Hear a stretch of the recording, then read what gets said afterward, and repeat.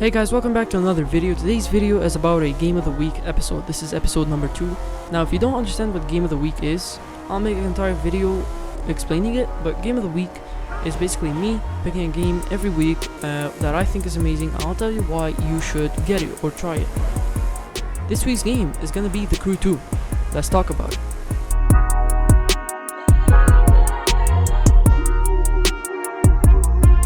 Now you might be wondering what The Crew 2 is. Before I start explaining what it is, I'm gonna explain how this video is gonna go. This video is gonna be separated into 2 different parts. The first part is gonna be me explaining what the game is. The second part is gonna be me saying how or where this game exceeds or which category it does really well in. So let me tell you about The Crew 2. So The Crew 2 is a realistic racing game. So you're gonna hear me say realistic like 100 times in this video because this game actually exceeds in being realistic. Anyway, The Crew 2 is a realistic racing game with a huge selection of cars, like a massive selection of cars.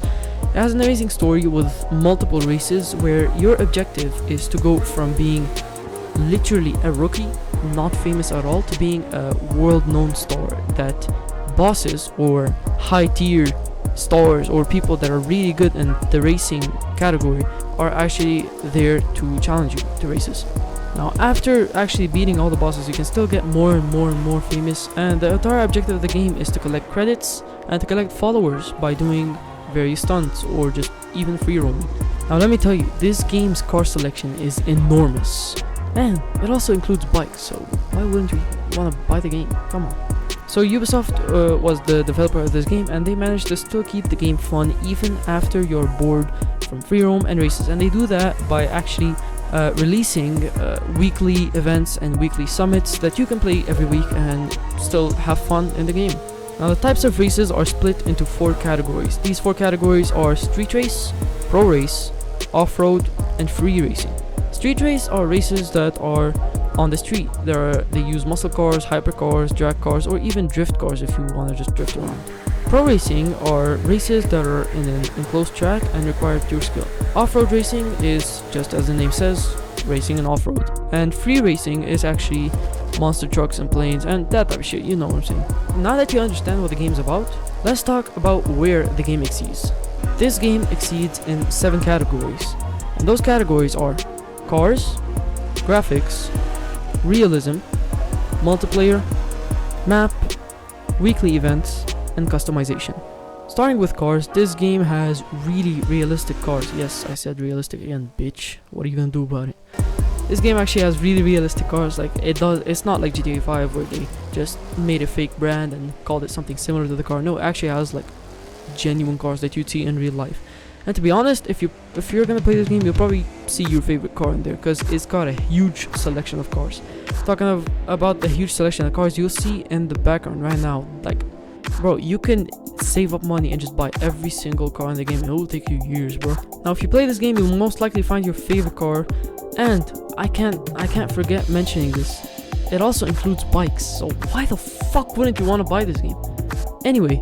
The different categories of cars that are in this game are basically regular street race cars that you can buy and customize yourself. You have drag cars that are made for drag. You've got drift cars that are very slippery. You've got hypercars that are as fast as a bullet. And then you've got the pro racing category, which has cars that are modified to be super fast. But you can also buy those same cars in the street race category and customize them yourself. And I'm not gonna lie, those cars look really nice. Like the graphics, amazing. Talking about graphics, this game has really realistic graphics. Yes, I did say realistic again. It's got really realistic graphics. Like if you look at the reflections on the cars, that's just amazing. It feels like pure real life. And I mean, it's got really nice looking roads, which might be a weird thing to talk about, but I can't help but mention how good the roads look. Like you'll be seeing gameplay in the background right now, and you tell me, how good do those roads look? Let's be honest, those roads are sick. Again, the car reflections are still really good, and to be honest, overall graphics look really realistic. The buildings are amazing. The geometry is amazing. The sky looks really nice. The water reflections are really nice. I mean, after it rains, you've got water puddles on the road, and the reflection off of those really work. The reflections off of the glass of the car, the windshield, the windows, everything. Even the reflection off of a glossy finish on a car. I mean, overall, these graphics look really good, and they only use a small amount of resources, which is surprising. And to be honest, that small amount of resources makes the graphics look really realistic. Speaking of being realistic, I made an entire category based just on realism. So the driving mechanics on this game are just amazing. They're not like Need for Speed driving mechanics where if you hit an object, you barely slow down, you can just keep driving, or if you hit a very sick drift, you could just use nitros to get back up to your old speed back again. No, these are realistic driving mechanics that you see in everyday life. Now, talking of realistic driving mechanics, what I mean by that is proper cornering, like you actually have to slow down before a corner to turn into it. It's got good gearbox mechanics that genuinely work. Like if you're going on 4th gear and you go back down to 3rd gear, you'll hear the engine rattle. That is realistic gearbox mechanics. It's also got really good interactions, or physics as you might want to call it. So when you actually crash into something, it does show on the car. However, we're gonna talk about that very soon. And also, the drifting mechanics are really well. I mean, you gotta have good driving mechanics for a realistic game, am I right? Multiplayer. You can't have a game without multiplayer, am I right? Actually, multiple games don't have multiplayer. Anyway, yes, there are live summits every week with rewards, and you can play those if you're bored from free roam or missions. You can invite friends and build crews made up of 4 people. So what you do is you invite a couple of friends and you drive around the city as a crew made of 4 different cars, and you can do whatever you want. You can set different waypoints, you can travel to different places, you can do different races together as well. It is really fun to roam around in realistic cities, or take road trips from Las Vegas to Los Angeles, or take road trips from San Francisco all the way over to Chicago, which will kill 1.5 hours of your playtime. And surprisingly, it's actually really fun to play races together, which makes it really easy to collect money. Now, talking about road trips, the map, it's huge. Like, you'll be seeing it in the background right now. It's just amazing. It also includes multiple realistic states that actually exist, like LA, Las Vegas, Seattle, San Francisco, Chicago, Miami, all those different states and cities that actually look like they belong where they belong. However, while the game manages to keep a huge amount of cities inside their map, they also manage to keep different types of terrain available throughout the map. So if you like driving through the desert, go ahead, there's a big ass desert. If you like driving through the canyon, go ahead. If you like driving through dense forest using an off-road car, why not? Now again, after a long time of playing free roam in missions or races, you'll get kinda bored. That's why this game's weekly events do an amazing job of keeping you in the game. So every week you can enter one summit event, and at the end of the event you can collect your reward.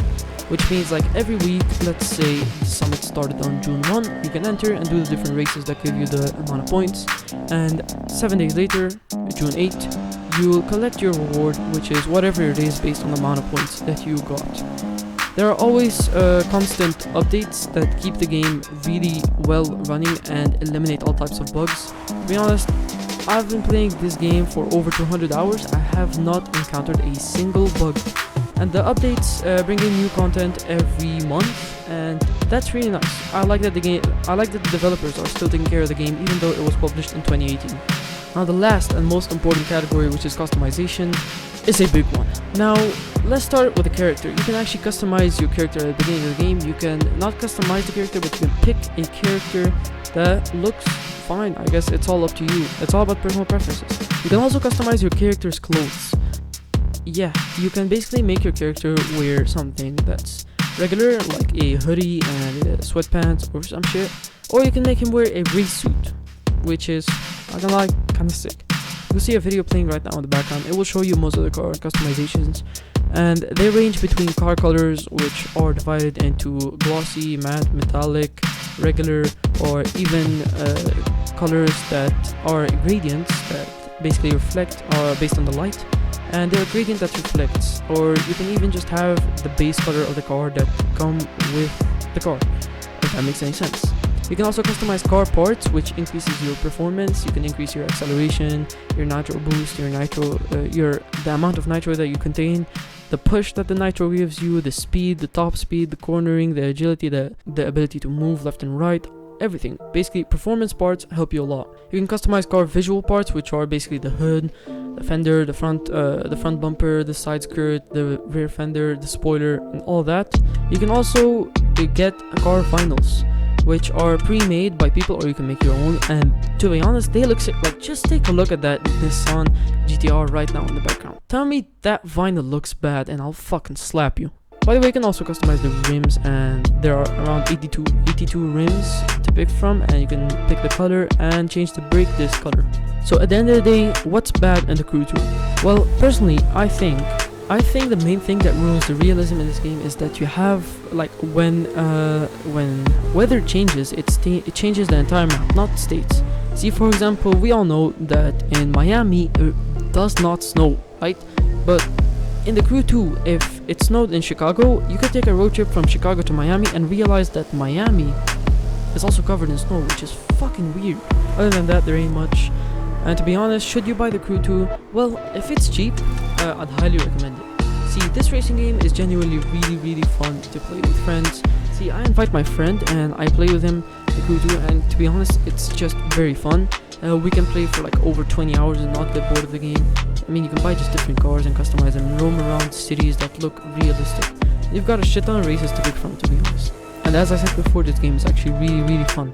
However, the base price is $50 for the base version, but now with Steam Summer Sale being around, it is around $15 where you can buy it. However, if I were you, I'd wait for it to get even cheaper, and hopefully you might be able to get it for $10. I mean, $10 for one of the best racing games on the platform, I'd definitely do that. Anyway, that's it for this video.